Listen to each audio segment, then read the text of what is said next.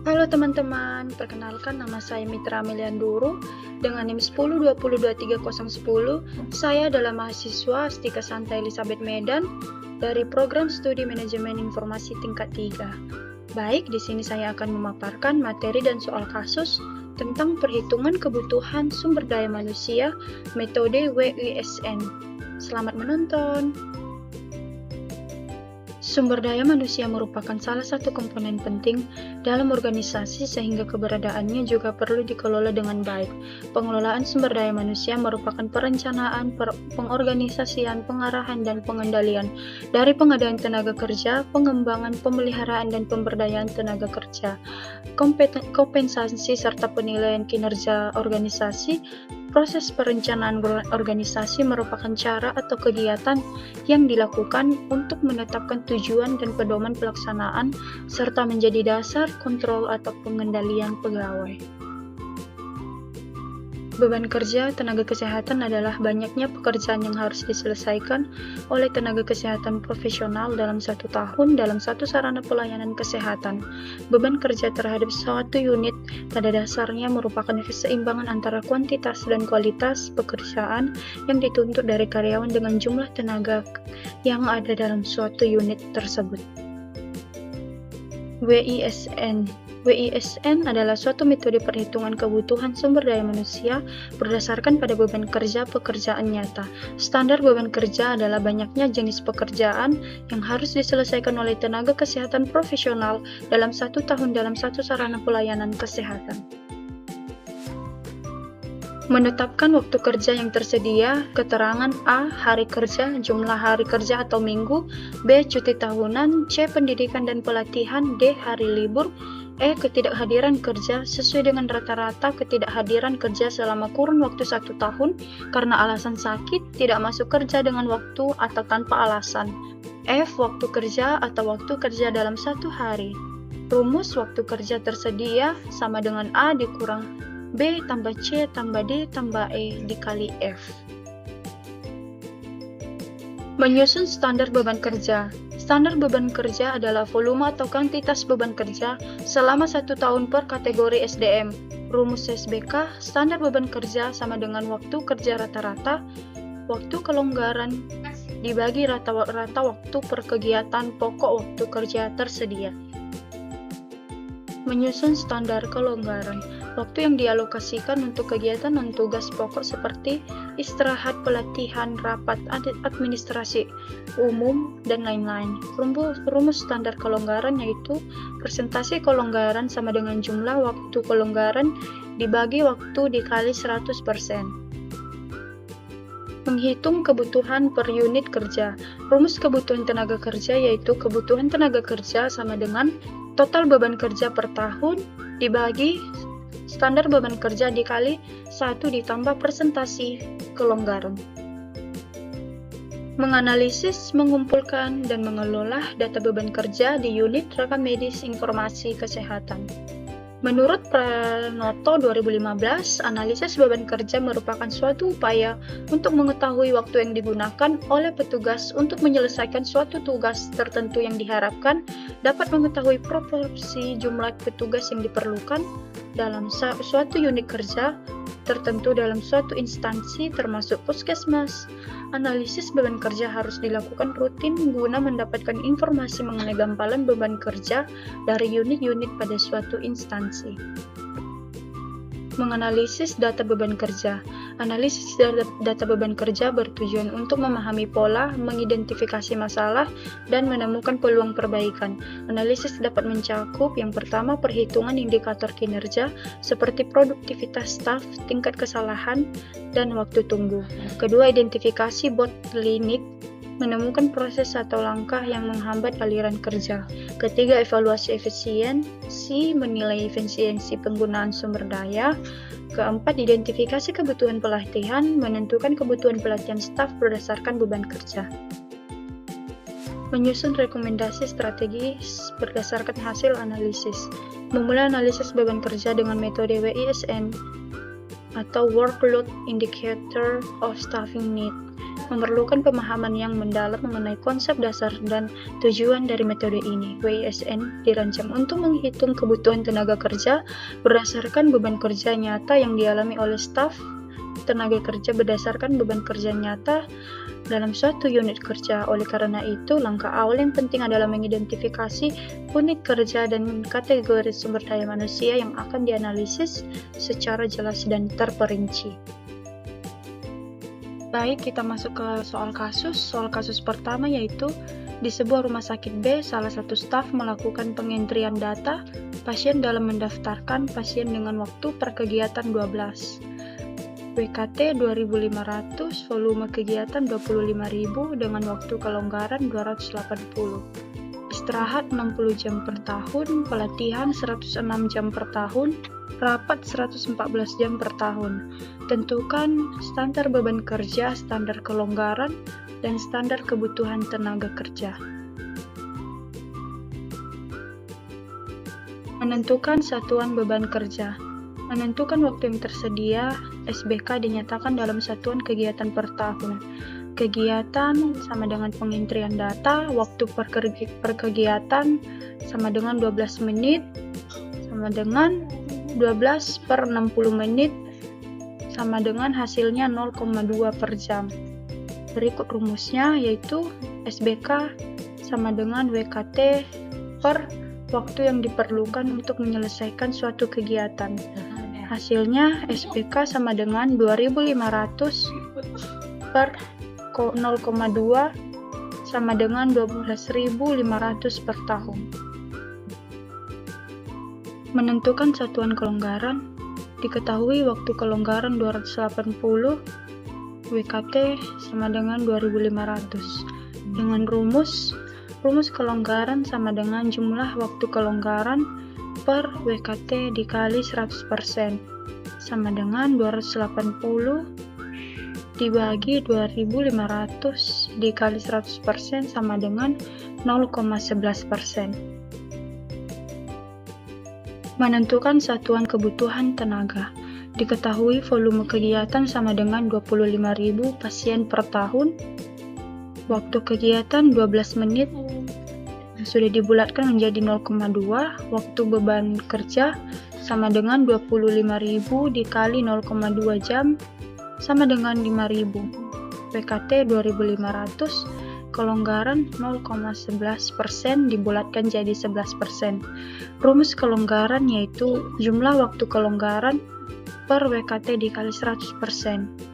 SBK sama dengan WKT per waktu per kegiatan sama dengan 12.500, kebutuhan 5.000 dibagi 2.500 sama dengan 2, dan 1 ditambah 11 sama dengan 12.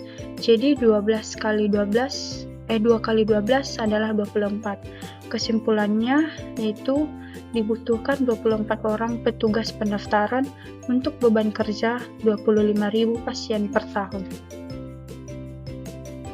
Kasus kedua, di Rumah Sakit Harapan Baru, staf melakukan pengentrian data dalam mendaftarkan pasien dengan waktu per kegiatan 11, PKT 2.000, volume kegiatan 20.000, dengan waktu kelonggaran 302, istirahat 80 jam per tahun, pelatihan 110 jam per tahun, rapat 112 jam per tahun.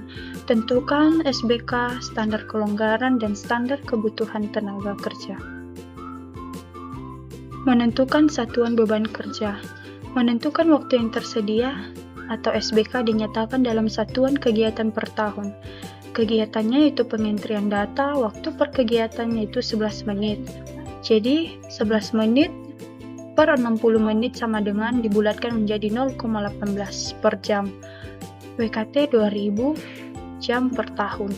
Rumus SBK yaitu SBK sama dengan WKT per waktu yang diperlukan untuk menyelesaikan suatu kegiatan. Penyelesaian SBK sama dengan 2.000 dibagi 0,18 sama dengan 11.111 per tahun. Berikut penentuan satuan kelonggaran. Diketahui waktu kelonggaran 302, waktu KT 2.000, rumus kelonggaran yaitu jumlah waktu kelonggaran per WKT dikali 100%. Jadi 302 dibagi 2000 dikali 100% sama dengan 15%. Menentukan satuan kebutuhan tenaga. Diketahui waktu kelonggaran yaitu 20.000 pasien per tahun. Waktu kegiatan 11 menit dibulatkan menjadi 0,18. Waktu beban kerja 20.000 dikali 0,18 jam sama dengan 3.600. WKT 2000 jam, kelonggaran 0,151. Rumus kebutuhan tenaga kerja sama dengan total beban kerja per tahun per SBK dikali 1 ditambah persentase kelonggaran. SBK sama dengan WKT dibagi waktu per kegiatan sama dengan 2000. Kebutuhan 3.600 dibagi 2000 hasilnya 1,8 dikali 1 ditambah 0,151 hasilnya 198.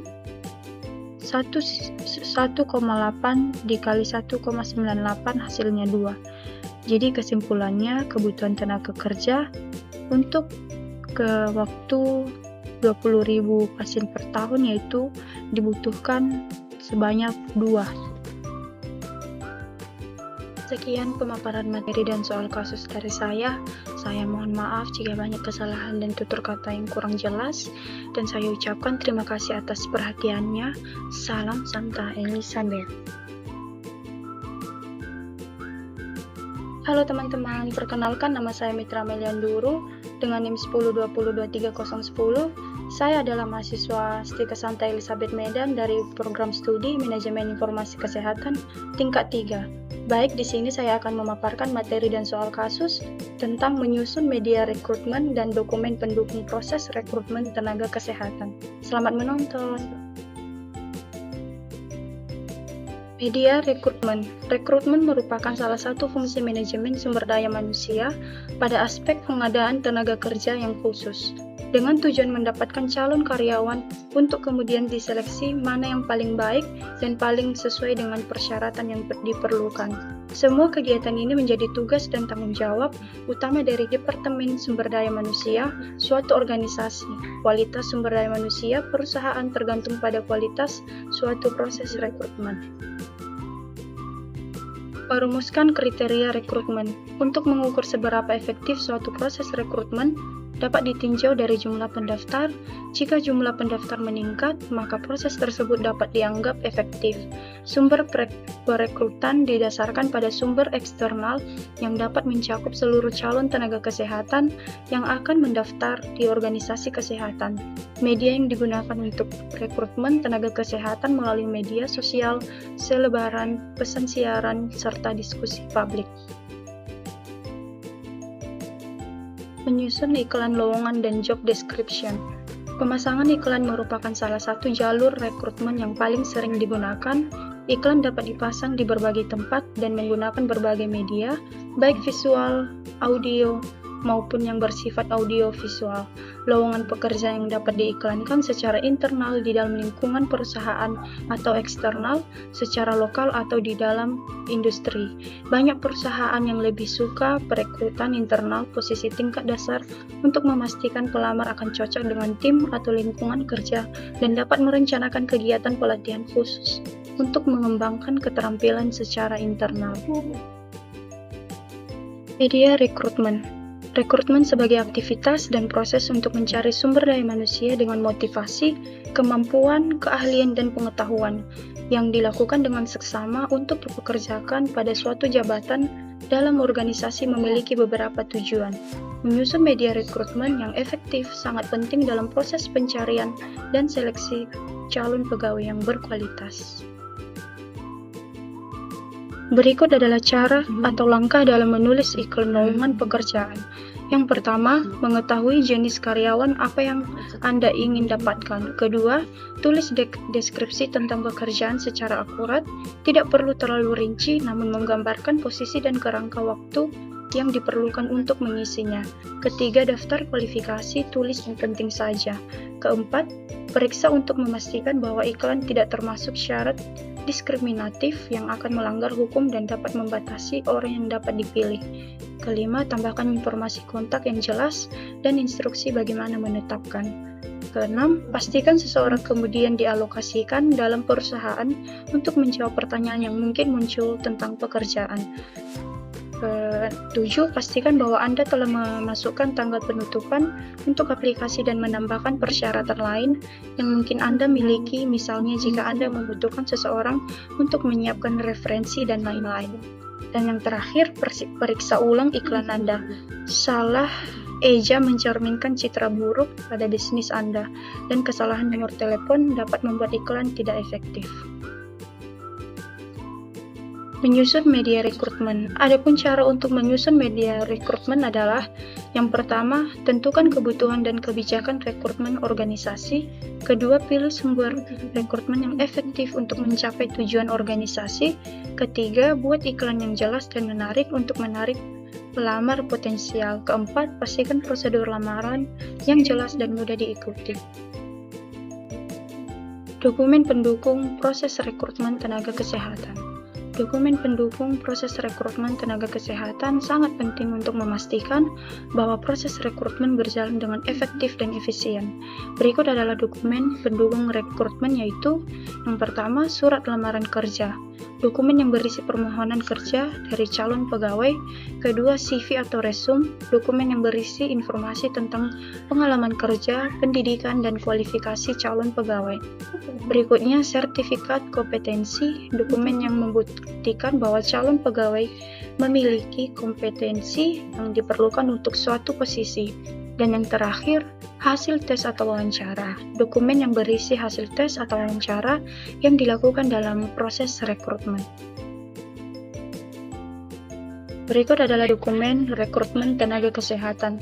Yang pertama, analisis pekerjaan adalah proses menganalisis dan mendesain pekerjaan yang mencakup apa saja yang sudah dikerjakan, bagaimana mengerjakannya, dan alasan pekerjaan itu harus dilakukan. Kedua, uraian pekerjaan adalah informasi tertulis yang menguraikan tugas dan tanggung jawab, kondisi pekerjaan, hubungan pekerjaan, dan aspek-aspek lainnya dari suatu jabatan tertentu dalam organisasi. Ketiga, spesifik pekerjaan adalah suatu daftar tuntutan manusiawi suatu jabatan, yakni pendidikan, keterampilan, kepribadian, dan lain-lain sesuai produk dari analisis jabatan. Berikutnya, evaluasi pekerjaan. Berikutnya, klasifikasi pekerjaan. Baik, berikut adalah soal kasusnya. Puskesmas Sehat Sentosa di Kabupaten X mengalami kekurangan tenaga perawat dan analis laboratorium akibat meningkatnya jumlah pasien pasca pandemi. Kepala Puskesmas memutuskan untuk melakukan rekrutmen tenaga kesehatan baru. Tim SDM diminta menyusun media rekrutmen dan dokumen pendukung agar proses penerimaan berjalan efektif dan transparan. Namun masalah muncul karena sebelumnya proses rekrutmen hanya diumumkan melalui papan pengumuman internal, sehingga hanya sedikit pelamar yang mendaftar. Selain itu, dokumen pendukung seperti job description, persyaratan administrasi, dan formulir lamaran belum disusun secara sistematis. Tim SDM ingin memastikan kali ini proses rekrutmen lebih profesional menggunakan media yang tepat, baik online maupun offline, serta menyiapkan dokumen pendukung yang jelas agar tidak menimbulkan kebingungan bagi pelamar. Langkah apa yang paling tepat dilakukan tim SDM dalam menyusun media rekrutmen dan dokumen pendukung untuk memastikan proses penerimaan tenaga kesehatan berjalan efektif? Berikut adalah beberapa opsi jawabannya, dari opsi jawaban A sampai E. Nah, menurut saya jawaban yang paling tepat adalah option C. Karena media rekrutmen yang jelas dan variatif, cetak maupun daring, dapat menjangkau lebih banyak calon pelamar dengan mencantumkan job description, kualifikasi, serta tata cara pendaftaran. Calon pelamar dapat memahami kebutuhan posisi dan memutuskan apakah sesuai dengan kompetensi mereka. Berikut adalah soal kasus kedua. Rumah Sakit Harapan Baru berencana membuka rekrutmen untuk posisi tenaga gizi, klinis, dan tenaga rekam medis. Direktur Rumah Sakit meminta bagian HRD menyusun media rekrutmen serta dokumen pendukung yang rapi agar sesuai dengan standar rumah sakit dan aturan ketenaga kerjaan. Dalam rapat perencanaan, HRD menemukan beberapa tantangan. Yang pertama, selama ini rekrutmen tenaga kesehatan di rumah sakit hanya menggunakan surat pengumuman tanpa format baku. Kedua, belum tersedia dokumen pendukung seperti formulir, lamaran standar, checklist persyaratan, serta template surat panggilan seleksi. Ketiga, media rekrutmen yang digunakan hanya berupa koran lokal, padahal banyak pelamar potensial aktif mencari kerja melalui platform digital. HRD ingin memperbaiki proses ini agar profesional, mudah dipahami oleh pelamar, dan mendukung transparansi dalam seleksi. Apa sebaliknya dilakukan HRD Rumah Sakit Harapan Baru untuk menyusun media rekrutmen dan dokumen pendukung agar proses penerimaan tenaga kesehatan lebih efektif. Berikut adalah beberapa option jawabannya dari A sampai E. Nah, jawaban yang paling tepat adalah bagian B. Karena proses rekrutmen yang profesional memerlukan media yang luas, baik cetak maupun digital, serta dokumen pendukung yang lengkap untuk mempermudah pelamar dan memastikan seleksi pendukung yang lengkap, serta objektif. Dokumen seperti job description membantu pelamaran memahami tugas sementara template administrasi mendukung kelancaran proses seleksi. Sekian presentasi pemaparan materi dan soal kasus dari saya. Saya ucapkan terima kasih atas perhatiannya dan saya mohon maaf jika banyak kesalahan kekurangan baik dalam pengucapan dan tutur kata. Saya ucapkan terima kasih. Salam Santa Elizabeth.